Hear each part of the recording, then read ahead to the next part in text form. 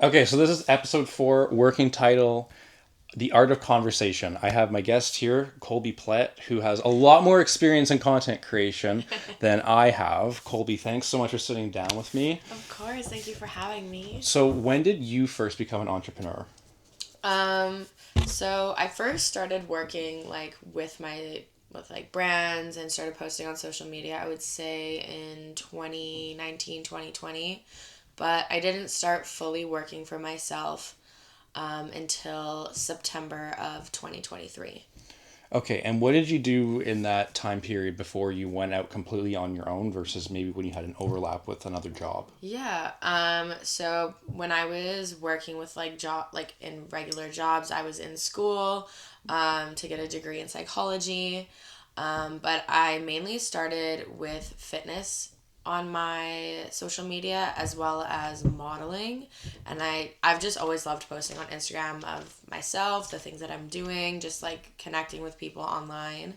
So that's where I first started. I really, though, got into fitness and all of that during the pandemic. That's when I really started growing my social media and blowing up on social media. And that's how I first gained a community, was through the fitness community. Okay, and in a previous discussion, you told me that you're basically at the point now, or you started, or sorry, stopped it earlier, but you don't like to focus on that as much now. No, so it wasn't until just after I moved to Calgary is when I kind of fell out of love with fitness. It just felt one, everyone else was doing it, and it just felt all very like repetitive and continuous, and that I didn't feel unique enough. I also developed a very unhealthy habit with the way I was eating and the way I was working out. So I very much like just had a very bad relationship with food, which is I'm still trying to deal with. So that's kind of why I stepped away from it, just because it became a very like toxic environment for me mentally. Did you find that you had pressure to kind of maybe post too much, or in terms of maybe what you're posting? Yes. All the time. I felt like I had to eat a certain way. I had to wear certain clothes to the gym.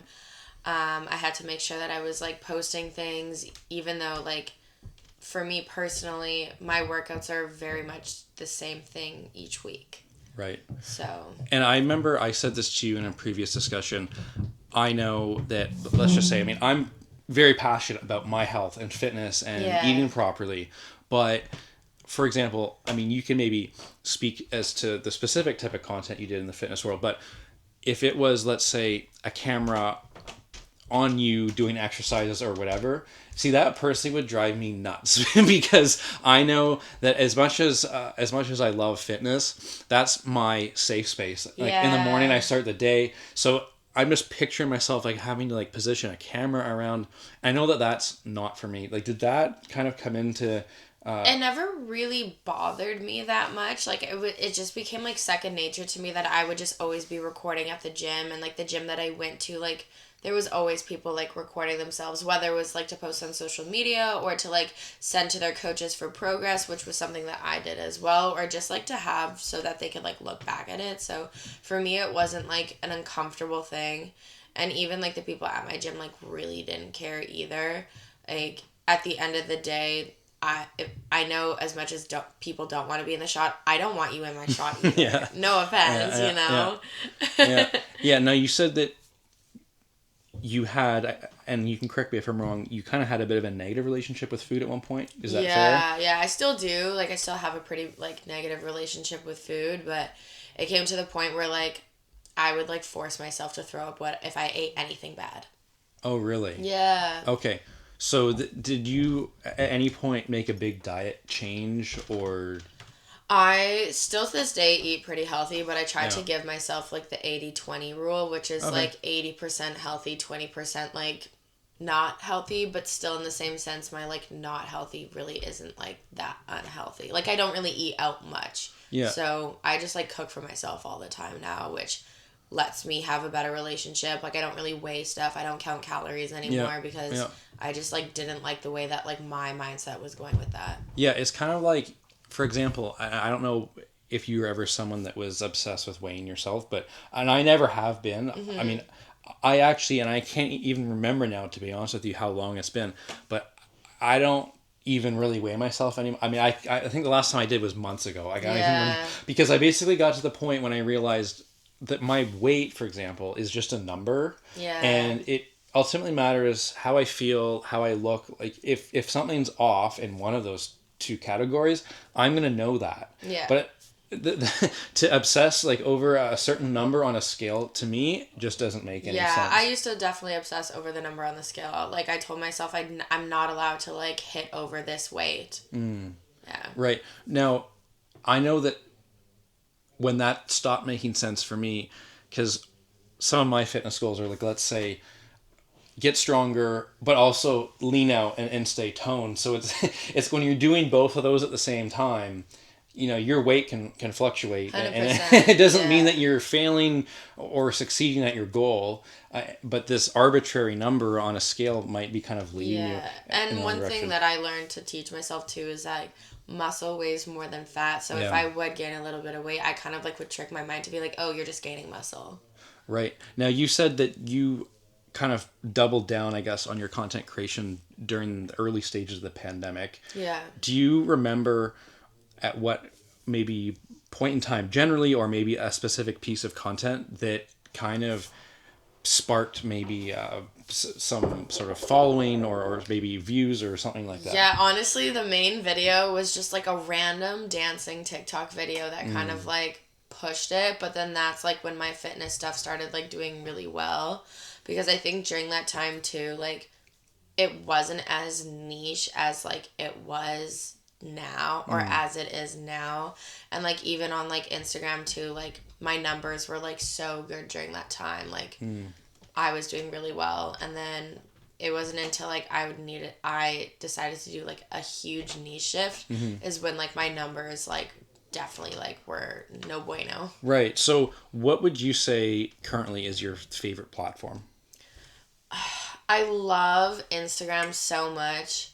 I definitely think it is my favorite. However, I just like hate the way it like treats creators that are actually trying to like grow. Do you mind elaborating on that?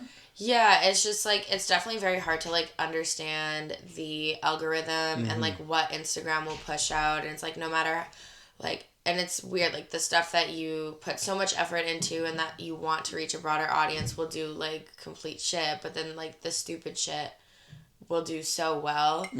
But it's like I don't want to be known for the stupid shit. I want to be known for like the good work that I put out. Right. So now, you also do some YouTube or no?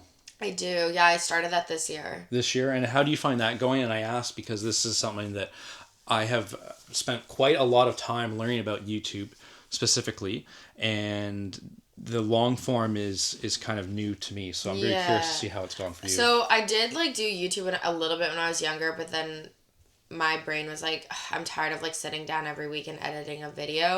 But now I try to give myself like posting a video like every 2 weeks. I mean, I haven't posted a video in 4 weeks now, just with like almost 7.5 weeks of travel, but I definitely think my like follower gain has been through shorts. Like I find like I just repurpose videos from like TikTok or Instagram to post there. To me, that's like the easiest way to kind of grow. I do enjoy doing like the long form, and the way I try to format my long form videos on YouTube is a mix of like travel vlogging as well as some like inspirational like creator shit. So basically explaining like the things I've struggled with as a creator, knowing that like other people struggle with it as well, or that people will struggle with that if they're like just getting into it or whatever. So I always have like write my ideas down, and like I have a lot more videos that I like want to cover, especially in that realm of things. But my filler videos, I guess you could say, would be like the travel vlogs and little cinematic key type stuff. Right.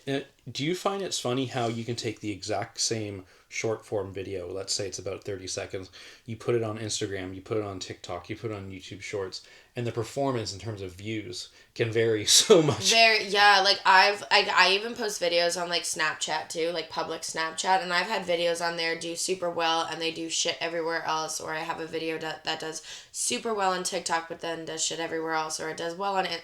Actually, Instagram never does well for me, but like specifically like YouTube Shorts, like I remember there's this one video that I posted and it was just like a typical like trending video that everybody was doing. I was like, cool, I'm gonna get views on this. Shit views on Instagram, shit views on TikTok. I posted on Snapchat over 172K views, and I skyrocketed about like 400 subscribers on YouTube. Really? Yeah. So I, in terms of Snapchat, have gravitated away actually from that app. I don't use it very much anymore. But how does someone gain a following, I guess, through Snapchat in terms of the public side of things? And again, you're talking to someone that doesn't use that app as much anymore. So like on Snap, that's okay. I mean, I just use it as an extra like gain for like exposure. Sure. But once you like on like Snapchat, they literally have like a tab as if you're watching like Reels or YouTube Shorts, and that's where like the videos pop up. Okay. And then like some flop, some don't. I find that my videos that are kind of like funny do really well on Snapchat. People love humor. Yeah, especially on YouTube too. Like YouTube and Snapchat are the ones that I do best with my like funny videos. TikTok is like very meh about it, and like even Instagram sometimes it will like pick up traffic or whatever. Like I had this one video that did well on all of my platforms. But it was just like a fluke video, you know, like it literally wasn't anything special. Yeah, do you ever notice with some platforms how there can be that lag, and sometimes it can be quite long from the time when you post a video to the time it kind of gets pushed? Have you ever had that before? Yeah, actually one of this one like workout video I had posted like obviously a couple years ago now, and it was literally just like a superset for like an arm day. And it didn't do well, and then all of a sudden like within the last 6 months it's just like blowing up, so the performance like did like skyrocketed, and I still see people on TikTok like saving and sharing, but I think that's because of like SEO, so search engine. So if people were searching whatever I posted, whether it's like video, like title on the video or even in the caption of the video, like if that's what people were searching and like my video's popping up, then that's gonna bring traction. So that's why like I always say like never delete videos either, because sometimes like they can just like, especially on TikTok, they'll randomly just start like getting views. Like I've had a few videos do that on TikTok where like all of a sudden I'm like, wait, I posted this like 2 years ago. How is it getting so much traction right now? Yeah, I had one, well, actually my most viewed video on my TikTok, and I guess I should preface it and say I haven't been posting on my personal TikTok as much as maybe I'd like. It's actually funny too. So with TikTok, I never go on the For You page. Like, to me, it's just a post and ghost app. Yeah, it's just, I don't know. That's not good. You gotta do engagement. I know. But it's just, I guess it's just something that I don't gravitate my time towards. That's valid. I mean, TikTok is definitely like a trap. Like you doom scrolling. Yeah, exactly. But there is my most viewed video on my TikTok is one that I did in Thailand. It was just basically about the formations of Khao Sok National Park that I found fascinating, and I posted it, let's say something like September of 23, and then it was about a year ago, it was June of 24, so about 9 months later, all of a sudden it just got pushed, and it ran, I think it was sitting originally at maybe like 1,500 views, and then it ran up to like 210,000 views. Oh, that's crazy. Like 9 months later, and I'm just like, what's going on here? I don't understand this app. Yeah, I've had quite a few videos do that. Even this other one that I posted while I was like traveling in Vancouver, I had posted about this like cafe or whatever, got like shit views, and then all of a sudden it got like hundreds and thousands of views, and I was like, what the hell? Yeah, and I wanted to ask you as well, so you essentially went out on your own completely, you said, in about 2023. Yes. I think maybe like second half of the year or whatever. So what was one of the biggest pain points that you experienced as an entrepreneur when you first completely went out on your own? Pain points? Yeah. I would say the complete niche shift. Like, it definitely like hindered my growth on social media. the brands that wanted to work with me, because I very much like was like niching down.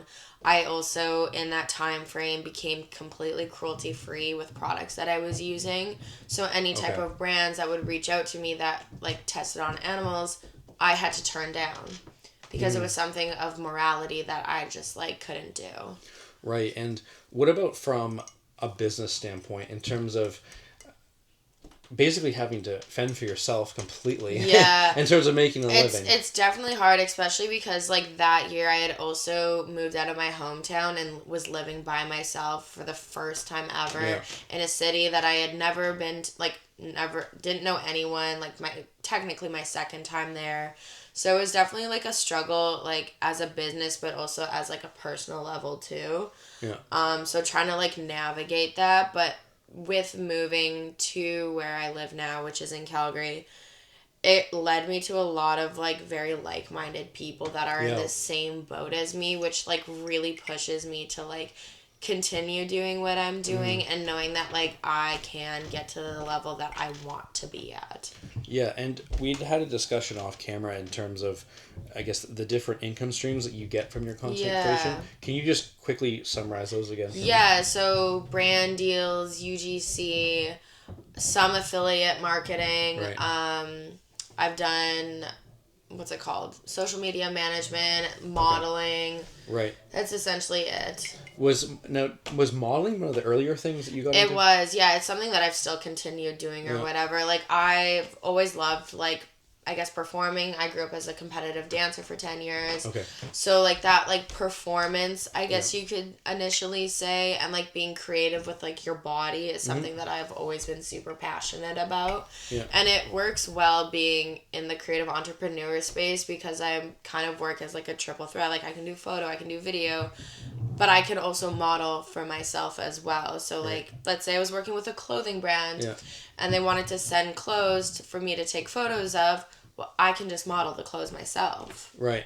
So. And how do you come up with pricing for yourself in terms of some of these brand deals? Like, is there an industry standard? Do you do your own research? Honestly, I definitely, when I first started, was very, like, undermining myself. And still, right now, I haven't fully figured out, like, my worth as a creator, which is something that, like, everybody struggles with, is, like, really understanding, like, what your value is. But, like, even getting to know, like, Matt and Colleen, they've really helped me understand that, like, I'm worth a lot more than I think I am. Right. And, like, I know brands do, a lot of brands have, like, really admired the work that I do and appreciate the work that I do. So I know that it's, like, it's there. It's just, like, really believing that, like, I am worth this number. Yeah, and I'll tell you, I faced the exact same problem so I started my own law practice last March, I guess, and I had access to very specific market research, even within the Toronto area, that told me basically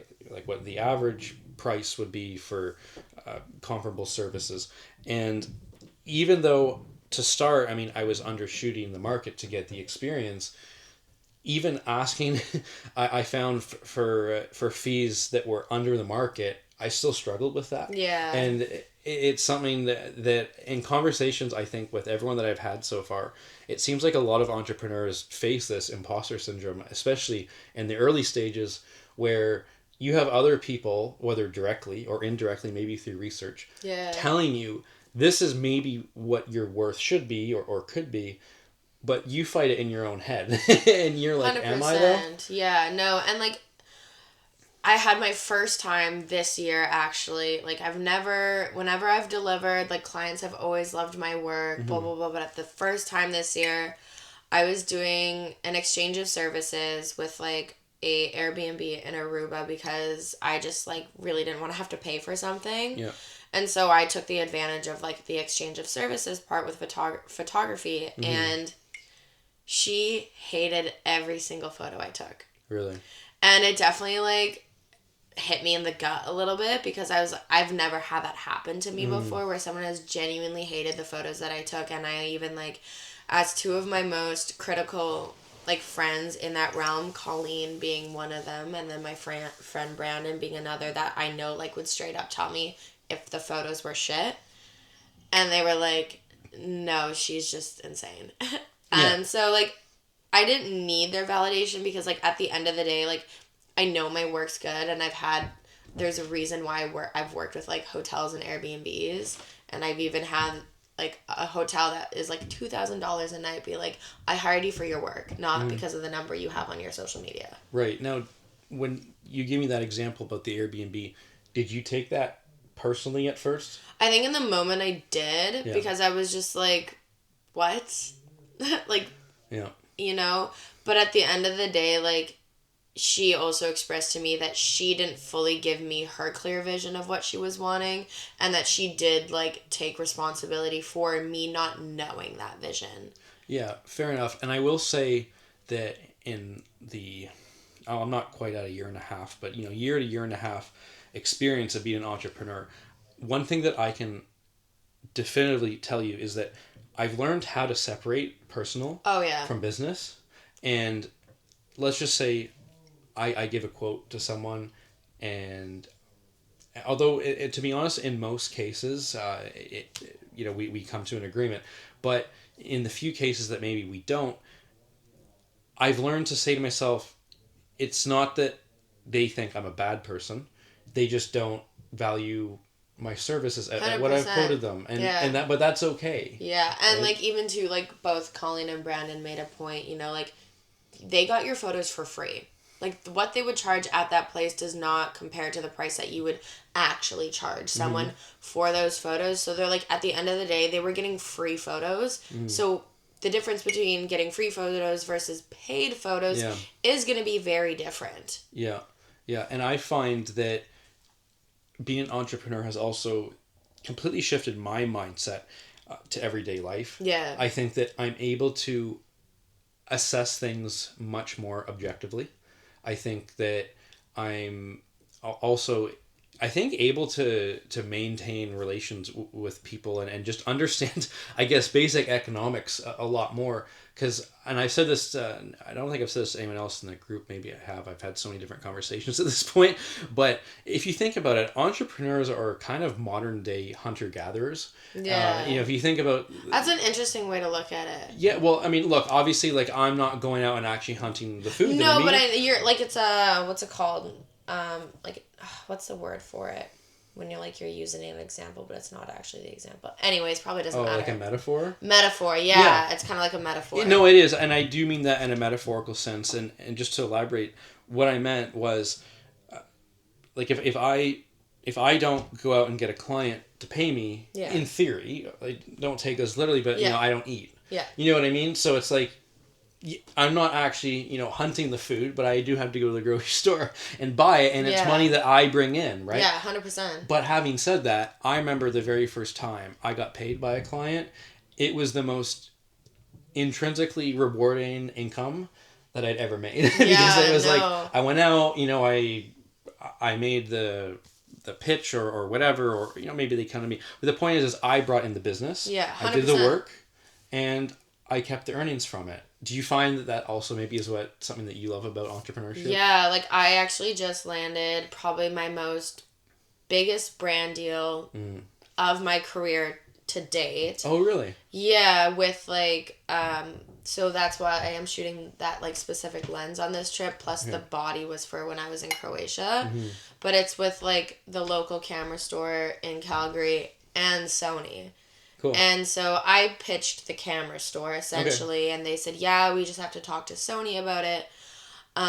They come back to me and they're like, yeah, Sony really loves your work. Like, so we'd all love to work with you. Like, this is what like we're asking for. This is what you're getting. And like, although for what I'm delivering could be a lot more money, it's the fact that like Sony is one of the biggest camera brands in the entire world, and the fact that I would be getting exposure through that is like means so much more to me than like the number. Of course, yeah. So that like to me, like I remember like getting off that call and I just like was squealing like a little girl, like because I was so excited, I've had a lot of cool like partnerships and like good money come in or whatever, but like I think something like that hits a little bit different. Of course. So do you get a mix of pitching versus brands may approach you? Yeah, I get a mix. Okay. And my question that I like to now ask everyone is, who would your dream client be, and how would you pitch them? I mean, I would love to just work with like Sony as like a whole, Right. which would be really cool, or working with like one of the like top hotel chains in the world. Like I'm currently doing so I've worked with the Hyatt Regency twice now, not as like a paid but two collaborative things, and I know when that I get back they had briefly talked to me about actually hiring me on full time as doing their video in like at the Calgary location. Yeah, okay. And so just like I guess essentially with the Hyatt being able to get in good books with them, that like they would fly me out to other Hyatts in the world. Oh, okay, cool. So do you think that your passion may align more so with photography versus video, or you like both of them? Well, I started with photo, Yeah. but it wasn't until October of last year that like being in Indonesia really inspired me to get into video. Mm-hmm. I just like obviously I could do like little iPhone stuff or whatever, but I feel like the creative boundary is like a lot broader when it comes to like video, because like a photo is just like one still thing, where like a video is just like I feel like you can get a lot of like deeper connections with a video than you can a photo. Yep. And it also just expands me as well. You know, before I was just photo and modeling, but now I can do like all three, which I think is better for my career as well. And I think when brands are looking for someone to take on to work with, like knowing that someone has more than just one, I feel like we look easier to work with as well, instead of just having like, oh, just photo or oh, just video. Yeah, and that's why with this trip that I've started doing more long form vlogging, just because I think, and I'm not suggesting that that's what I want to do for the rest of time. Yeah. But I'm just saying for now, I think that would allow me to get my personality out more. Yeah. And potentially connect with an audience better. Yeah, 100%. Like short form, you only see so much, but like long form, you see a lot more. And I mean, at the end of the day, social media is social media. Like you're never going to fully know someone off of it. You literally see like 10% of their life. Yeah. But you definitely at the end of the day, people on social media want to follow you for who you are, not what you post. Yeah, and I think that, as you kind of alluded to, the more long form content that you can put out, such as having discussions with people, even like this, it allows the audience to kind of connect with you mentally. I mean, I know with the podcast that I listen to, some of the episodes they go for hours, like 2-3 hours, some of them. But I feel like after listening to a conversation that lasts that long, I think that I'm able as a listener to kind of get inside that speaker's head. Yeah, a little 100%. Like that's why I have some of my favorite influencers, because of like the way they like actually talk to social media, or like talk to their audience. It doesn't feel like performative or fake. Like it feels like they genuinely want to have a relationship with the people that follow them online. Right. Well, and that's why, as I said, the working title for these segments that I do, I for now, I'm at least calling it The Art of Conversation, because I don't want to call them interviews. I'm not here grilling you and asking you questions. It's just more so us kind of exchanging ideas. And I think that what I tell people is, in my opinion, a great podcast, for example, is just an interesting conversation that other people enjoy listening to. 100%. So, I mean, obviously, when you start something out, you have to keep your immediate expectations quite low. But, I mean, I genuinely feel like there's at least one person out there that would find this discussion interesting. Oh, 100%, right? You know, and like, and if you're posting for that one person, then post for that one person, you know? Like, I always try to keep nowadays, I always try to keep my expectations when it comes to stuff like this a little bit lower, so that when something exciting does happen, it feels so much more rewarding. Yeah, and I would say that one of the silly things that I find about social media is sometimes if you don't mind me saying that, the stupidest video or whatever seems to perform so well, and then a video that you put a lot more time in, and that what you think is a better quality video doesn't get that performance. But I think that if you maintain that mentality of, and sometimes too, like, you know, I'm doing this for me. It was like the very first long form video that I did for YouTube. I can't remember. I think it was only like 3 minutes long, so it wasn't that long. But I said to myself, I'm doing this one for me. I don't care how many people watch it. It's my first one. And I don't care what people comment or comment not on the video, maybe amongst Yeah. themselves. Like, that's not the point. I think that when you create for you, and I mean, and I will point out something that you said earlier today, and please correct me if I'm wrong, but you did say that at some point views do matter. Yes. Right? I mean, of course they do. I mean, that's, that is the name of the game at some point. But I do think that if you are just chasing views early, I think that that's not going to take you very far. It's kind of like with trending stuff. It's like, you might hit on a trend, but after that, it depends. Again, it all depends on like the road you're going down. Like if you really want to go down like the influencer road, views really do matter because brands are hiring you for those views. Right. Whereas like, as much as like I hate the word, like I hate when people call me an influencer. I just hate the connotation behind it. Yeah. It can be very negative. Like, I agree. I feel like there's this certain stigma around it. Yes, I completely agree with you. And so I hate the term, so I'd rather be a creative, but at the end of the day, sometimes I can get brand deals because of the influencer side of things, which is like okay, and like I'm okay with doing it like every once in a while, especially pushing it more onto my like my TikTok, but I truly want my Instagram to be more about like my creativity and the art and passion that I have in like travel and all that than just your typical like, this is what I eat in a day. Yeah. So you hit on that comment about the negative connotation associated with the word influencer, and I completely agree with you.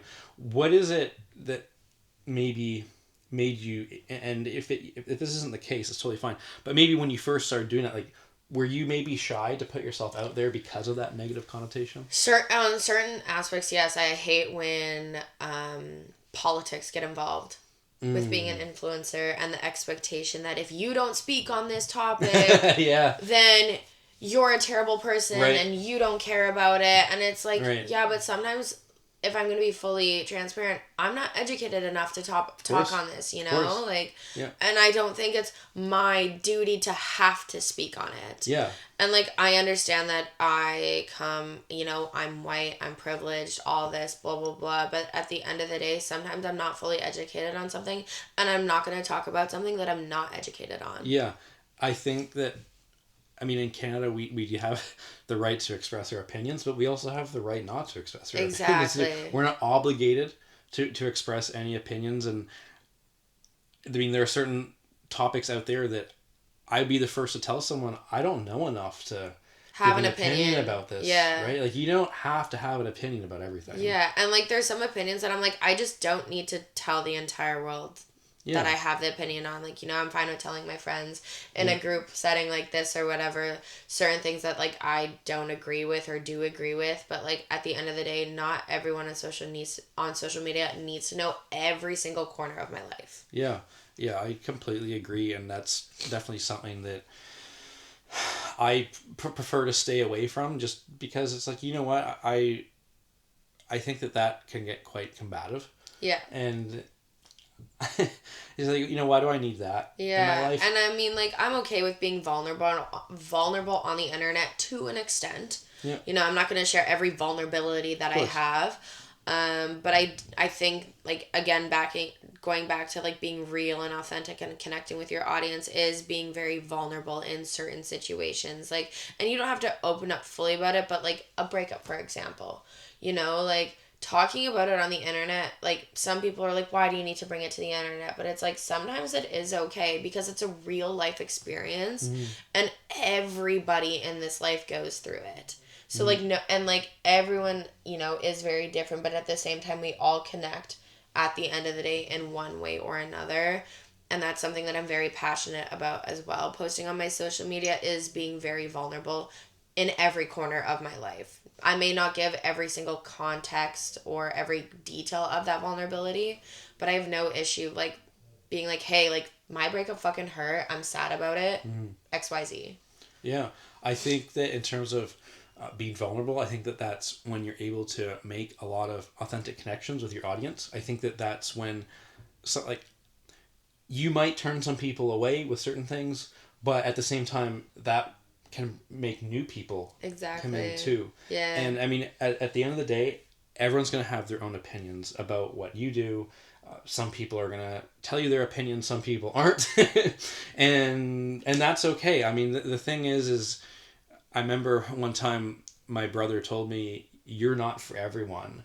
And that, yeah, like there's just some people that, you know, you're going to rub the wrong way. And that's so true, though. But that's so true, though. That's something I've had to learn in life is, like, I'm not for everyone. Like, you know what I mean? Like, I know who I am as a person and what I bring to the table. And at the end of the day, if that isn't your vibe, then that's not me. That's not my fault. That's not my problem. Yeah, I think that as long as you are able to live with that and kind of put your head on the pillow at night and be like, hey, I'm just going to be me. I mean, look, obviously we have all done and said things that we regret, and there are probably, you know, some people that, you know, you just may never kind of bring back to your side of the fence. Yeah. But that's okay. I mean, as long as you can make peace with it, or, you know, if you do need to apologize, you do that. Yeah. Or if you don't, you know, if it's just someone that just has a fundamental disagreement with you on something, you know, that's okay. Yeah. But I think that a lot of people struggle to express themselves and kind of just be who they are. I know that I certainly have fallen into the trap of worrying about too much about what other people think of me, and it's something that I continue to work on and get better at. Yeah, and that's definitely something with being in this space is like whether someone wants to admit it or not, you're always worried about what others think. Always. Yeah. So you think it will just never go away? I think you can learn to adapt with it and, like, control certain, like, behaviors or tendencies towards it. But I think at the end of the day, it's something that someone will always struggle with in this community, whether they want to openly admit it or not. And I mean, there's nothing wrong with that. Okay. I don't think there's anything wrong with, like, worrying about, like, what somebody else thinks. Like, it makes us human, you know? And how do you deal with that? I mean, it's hard, especially when, you know, going back to the whole, like, views of everything or whatever. And, like, I get in my head a lot when, like, you know, I post something on social media and then none of my, like, friends comment on it. And I'm just like, do my friends think my work is shit? Blah, blah, blah, blah, blah, you know? But, like, I also just have to remind myself, maybe they just didn't see it, you know? Yeah. And, like, I mean, I then, at the end of the day, just try my best to make sure that, like, I'm telling my friends they're doing good. Like, I'm commenting on their stuff or whatever. And then sometimes I don't see everyone's stuff either. So it's just something that I always have to remind myself. It's, like, it's not the end of the world if, like, people don't do it. But, like, Yeah, well, look, Colby, thank you so much for sitting down with me. I genuinely enjoyed our discussion. Aww. I think that it was very productive, pretty free flowing. Yeah. And I will throw your social handles up on the screen. Of course, thank you. And in the description. And yeah, thanks again. Subscribe for more. I'm going to be in a lot more of these conversations. Obviously, pretty bare bones as I start, but it's something that I have a lot of fun with, just having discussions with like-minded people, regardless of whatever industry they're in. And yeah, Colby, thanks again so much for your time. Thank you for having me. Okay. I had a lot of fun. I think that was great. I love that. Thank you.